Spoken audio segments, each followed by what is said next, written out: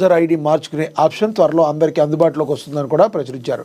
ఇక తెలంగాణలో urea app ప్రభంజనం 1.15 లక్షల బస్తాలు బుకింగ్లో సరికొత్త రికార్డు. యూరియా యాప్ ద్వారా లబ్ధి పొందిన 20,000 మంది రైతులు యూరియా యాప్కు అన్నదాతల నేరాజనం. జిల్లాల వారీగా ఊపందుకున్న యూరియా ఆన్లైన్ బుకింగ్స్ అగ్రస్థానంలో పెద్దపల్లి జిల్లా ఉందని కూడా ప్రచురించారు. ఇక మనకు తెలుసు మరి దేశవ్యాప్తంగా కూడా యూరియా కొరత ఎంతైతే ఉండి ఈ సంవత్సరం మొత్తం అందరినీ కూడా రైతన్నని కుదేలు చేసింది. మరి యూరియా కోసం పడిగాపులు కాచి అష్టకష్టాలు పడి లైన్లలో క్యూ లైన్లలో రోజులు తరబడి నుంచుని అన్నదాత కనీసం తినడానికి కూడా తిండి లేకుండా తాగడానికి నీరు లేకుండా మరి యూరియా కోసం నుంచున్నప్పటికీ కూడా కేవలం 1 బస్తానో 2 బస్తాలో తమ పొలాలకి ఇచ్చి చేతులు దులుపుకున్నారు కొన్నాళ్ళు. కానీ మరి ఆ సమస్య ఎటువంటి పరిస్థితుల్లో అధిగమించాలని చెప్పి మరి కాంగ్రెస్ ప్రభుత్వం కూడా మరి కేంద్ర ప్రభుత్వం మీద ఒత్తిడి చేయడం జరిగింది. ఎందుకంటే యూరియా అనేది రాష్ట్ర ప్రభుత్వం చేతుల్లో కాదు, ఈ రోజున కేంద్ర ప్రభుత్వం నుంచి కూడా రావాల్సిన వాటా, తెలంగాణకు రావాల్సిన వాటా మరి రాకపోవడం కూడా మరి అనేక ప్రశ్నలకు తావిచ్చింది. ఎందుకంటే రాష్ట్ర వ్యాప్తంగా కాదు దేశవ్యాప్తంగా యూరియా కొరత ఉంది. కానీ తెలంగాణకి రాష్ట్రానికి రావాల్సిన వాటాని మరి అడగటంలో అదేవిధంగా రావడంలో కాంగ్రెస్ ప్రభుత్వం సక్సెస్ అయిందని చెప్పాలి. ఏదేమైనప్పటికీ కూడా యూరియా కోసం ఒక యాప్ని అయితే పెట్టి ఆ యాప్ ద్వారా బుక్ చేసుకోవడం ద్వారా మరి ఆటోమేటిక్గా యూరియా రావడం, సరిపడా యూరియా రావడం అనేది ఆహ్వానించదగ్గ విషయం. రైతన్నలందరూ కూడా దీన్ని వినియోగించుకొని మరి తమ పంట పొలాలని అద్భుతంగా పండించి తద్వారా దేశం సస్యశ్యామలం అవడానికి ఎంతగానో కీలకంగా ఉంటారు. ఎందుకంటే మనకు తెలుసు రైతే భారతదేశానికి వెన్నుముక.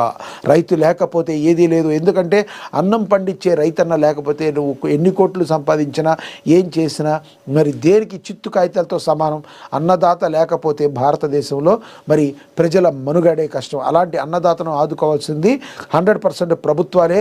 అన్నదాతకు అండగా దండగా నిలబడాల్సింది కూడా 100% ప్రభుత్వాలే.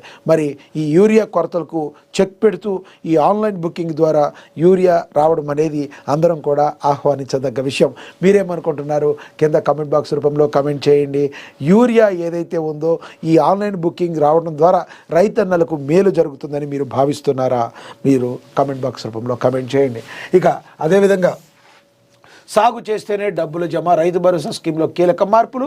మంత్రి తుమ్మల నాగేశ్వరరావు కీలక ప్రకటన చేశారు. శాటిలైట్ మ్యాపింగ్ ద్వారా గుర్తించాలని అధికారులకు ఆదేశాన్ని జారీ చేశారు. ఇక ఒడిశాలో మరో ఎన్కౌంటర్. తెలంగాణకు చెందిన మావోయిస్టు కీలక నేత గణేష్ హతం. ఎన్కౌంటర్లో 6 మృతి. గణేష్పై 1.1 కోట్ల రివార్డు. ఎన్కౌంటర్పై అమిత్ షా ట్వీట్. ఇక మావోయిస్టు పార్టీకి మరో ఎదురు దెబ్బ తగిలింది. వరుస ఎన్కౌంటర్లతో సతమతమవుతున్న పార్టీకి ఒడిశాలో జరిగిన తాజా ఎన్కౌంటర్ మరింత దెబ్బతీసింది. ఒడిశాలో జరిగిన కాల్పుల్లో మావోయిస్టు అగ్రనేత గణేష్ ఉయికేతో పాటుగా మరో 5 మృతి చెందారు. తెలంగాణలోని ఉమ్మడి నల్గొండ జిల్లాకు చెందిన గణేష్ ఉయికే కేంద్ర కమిటీ సభ్యుడిగా ఉన్నాడు. ఒడిశాలోని కంధమాల్ జిల్లాలో భద్రతా బలగాలతో జరిగిన కాల్పుల్లో మావోయిస్టు అగ్రనేత గణేష్ ఉయికే ప్రాణాలు కోల్పోయాడు. సిపిఐ కేంద్ర కమిటీ సభ్యుడిగా ఉన్న గణేష్ ఉయికే కీలక నేతగా ఉన్నారు అని చెప్పి ప్రచురించారు. మనకి తెలుసు మరి ఆ భారతదేశ మరి కేంద్ర ప్రభుత్వం ఏదైతే ఉందో మరి మావోయిస్టుకు సంబంధించిన ఉద్యమాన్ని మాత్రం ఎటువంటి పరిస్థితుల్లో యాక్సెప్ట్ చేయడం లేదు.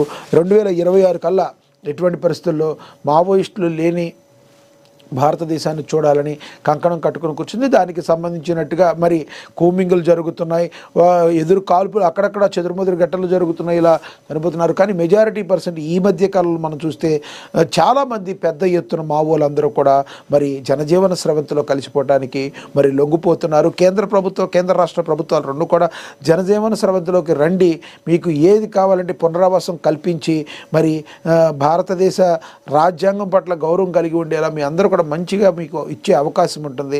కాబట్టి మీరు దయచేసి అక్కడ అలాంటి ప్రజలకి వ్యతిరేకమైన పనులు చేయొద్దు. మావోయిజం అనేది ఒకప్పుడు ప్రజల కోసం ఉండేది, కానీ ఇప్పుడు ప్రజలే ప్రభుత్వాన్ని నమ్ముతున్నారు. కాబట్టి దయచేసి మీరు వచ్చండి, మీకు ఒక ఆప్షన్ ఇస్తామని అయితే చెప్తున్నారు.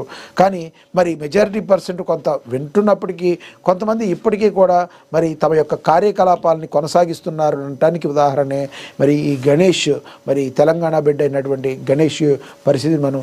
కానీ ఏ కారణాలతో వెళ్ళినప్పటికీ కూడా మరి కొన్ని ఇప్పుడు ఎక్కడైనా వెళ్ళినప్పుడు కంపల్సరీ ఈ ఘర్షణ వాతావరణం నెలకొన్నప్పుడు కంపల్సరీ ఒక నిర్ణయం అయితే ప్రభుత్వాలు, కేంద్ర రాష్ట్ర ప్రభుత్వాలు తీసుకున్నప్పుడు వాటిని గౌరవించాల్సి ఉంటుంది.